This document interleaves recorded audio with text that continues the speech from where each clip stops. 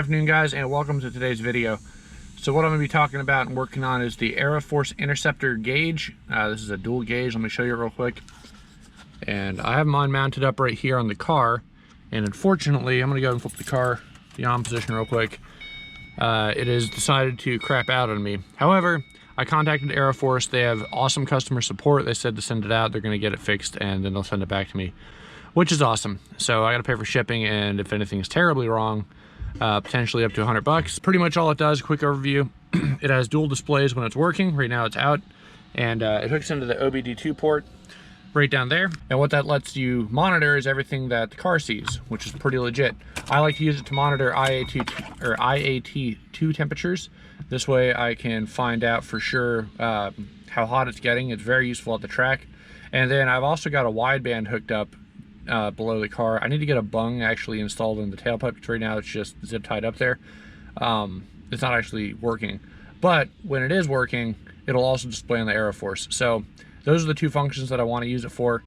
All right, so I just pulled it out, didn't yank on anything too hard. It looks like it's just electrical tape is just stuck around this, and then it would just press fit in. Okay, so after just taking it out and doing a little Googling, because I was very curious and couldn't wait, so this adapter is actually for the analog input. So it looks like you can have 3 custom analogs, whatever you want them to be. This green one, this is actually the wideband cable that runs down. So I was actually very curious how that hooked up, and now I know. So I guess this runs down to the wideband down there, and that's how it hooks up. So that's kind of neat. It's good to know. Anyway, so something's messed up. So all I got to do now is pop out this harness. I'm going to unwire it by basically pulling down this panel. It's very simple. All you got to do, pop her down like that, and it'll come down, and it's released.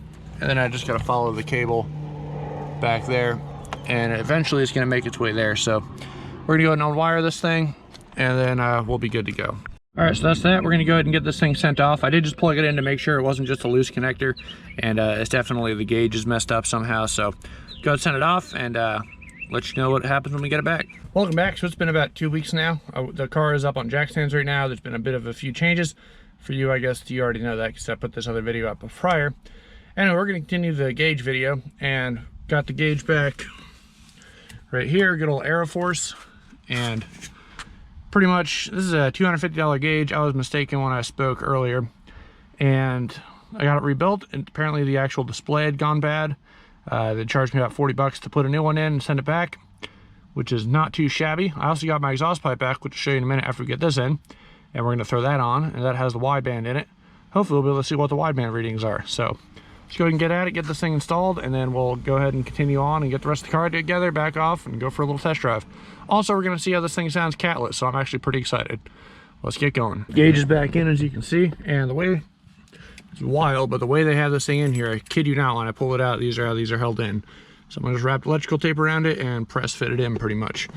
So top one's like that, bottom one's like that, and then these pods, if you're curious, are actually held in with rivets on the back side. There's got to be some kind of metal plate or something in there so they don't rip off. So that's how they're held in there. So let's go ahead and turn the car on, or at least on position, and see if it comes on. And boom, just like that. Check it out. Sick. There we go. Analog 1 right now is my thing. Obviously it's not plugged in, so that's the air fuel. Dang, that actually looks really freaking crisp. That is sick. Check it out. All right, that actually looks better than it ever did before. Hell yeah. So if you had asked me right now, is Aeroforce worth it? It is a $250 gauge, OBD2 gauge. Honestly, the gauge by itself, probably not. You get 2 functions out of it. However, the customer support behind it, which is what you're really paying for, worth it. So if another gauge had gone out like this, probably wouldn't be able to get it fixed as well. I shipped it out, 50 bucks later, we got it back, and everything's good to go. So I like it. I definitely want to test out the air fuel, so let's go ahead and get underneath the car, plug in the O2 sensor and everything else, and we'll get that buttoned up real quick. So I'll throw you on time lapse for that. We'll be good to go. So this right here is the other pipe that I got back from my buddy. Again, his Instagram, I'm going to throw it down. I threw it in the last video as well. So this is the pipe I got back from my buddy. Check out these welds. They look freaking beautiful. So heck yeah. If you guys need any welding done, hit up ReaperZL1 on Instagram. He does this for a great job. He already has a PayPal set up and everything, so you go ahead and hit him up, and he'll give you a quote of what you want to do. But this thing, I mean, look at that. That looks great. Much better than any local exhaust shop or anything like that. So that's kind of why I wanted to get it sent out. He's a buddy of mine, and it came out really, really well. So that looks sick. Let's go ahead and throw it in here, and then we'll go ahead and start up the car, see how it sounds catless, see if we get an air fuel reading, or if I need a new sensor, and all that fun stuff. Alrighty, so I decided to skip the time lapse because it's kind of boring just putting exhaust back on, but it's getting dark out now. It's back on. There's our wideband and our Vero 2. So remember, this is catless now, so it doesn't really matter. If it wasn't catless, I would probably put the wideband up here just so that it was not getting interference with anything, but it should be good to go. So plugged right up in there. Kind of hard to see, but that's it. So time to go ahead and get the car down off jack stands. Everything else is buttoned up pretty much. And probably gonna do the rest of this video tomorrow, but might do a test drive today, just see how it sounds. Do the first startup, we'll see. But I'll catch you guys right after we get this thing off the off jack stands. All right, she's down. So I gotta back it off these wood blocks real quick. And well, you're about to hear the first startup with a catless exhaust. Should be pretty good. Let's see how it goes.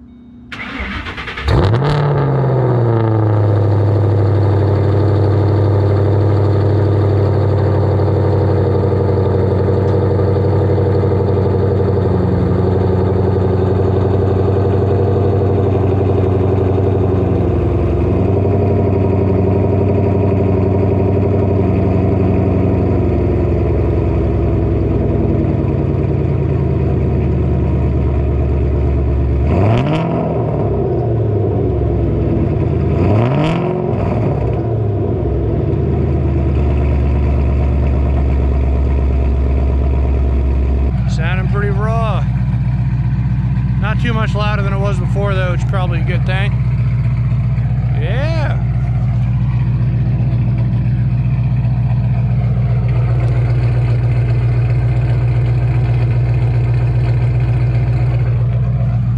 I dig it, I dig it. All right, as for the air fuel ratio, we'll have to do a pull to test that out, but it's obviously on. So I gotta say, this new little display is actually real nice and crisp. It's coming in, looks great.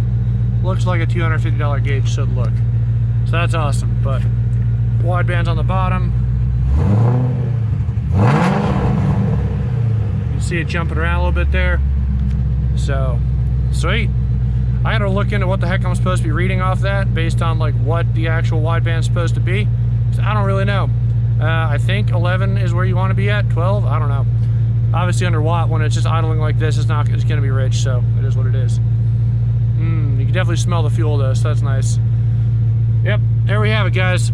So we're not gonna end off there. I'm gonna go ahead and get you guys a test rip tomorrow and see how everything works. And if it works well, or if it doesn't, we'll find out. May need to get a tune depending on how this school goes. I don't know if the Vero 2s are turned on or off. If we got to check engine light, we'll know they're turned on. This was tuned previously, as you know. Not by previous owner, not by myself, so it is what it is. But yeah, guys, I freaking sounded pretty minty. Although we're probably gonna have to get some sound editing back there because these things do not cut out drone, and it's probably gonna be a whole lot worse now that there's no cats in there. So it is what it is, guys. But pretty happy to have it back together and everything seems to be working. All right, guys, that felt pretty good. I did a couple of runs just a little while ago, and I did a couple of runs the other night when I installed these, got everything back together. So those runs are right here.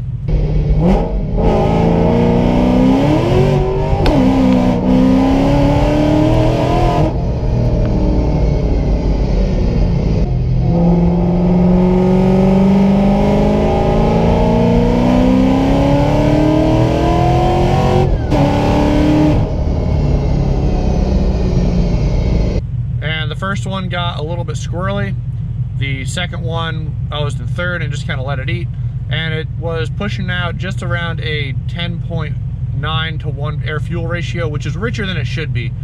Really, you don't want anything richer than about 11 to 1, or 11.1 to 1. So it's a little bit rich, and that's basically because it's running the bigger pulley.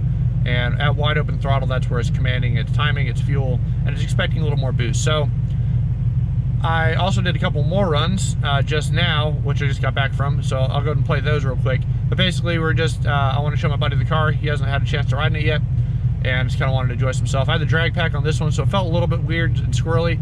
Also, the temperature in Florida has finally freaking dropped down. So the IAT2 was sticking at around 100 degrees, which is perfect. But here are those runs real quick. Let's see how it works real quick.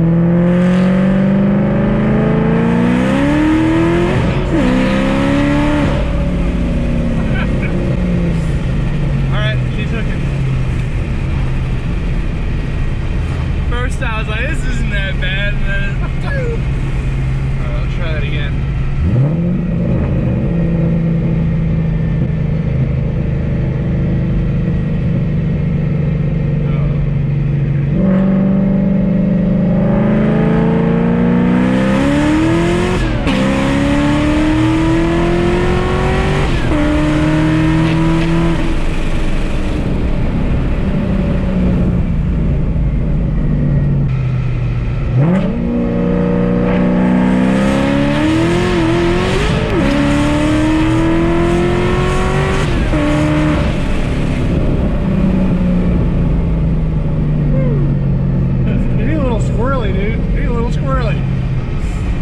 kids were staring.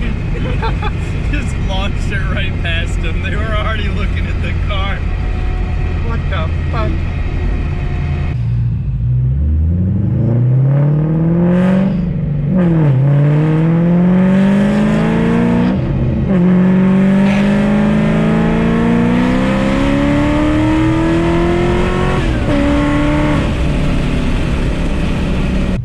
Yeah, so as you saw, guys, I mean, it was a little squirrely, but definitely fun.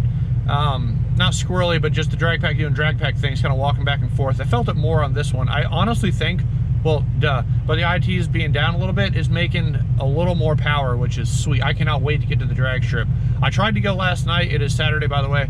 I tried to go last Friday, and the freaking drag strip was closed, and I just missed it. I didn't see the Facebook post, so I drove out there for nothing, which kind of sucked.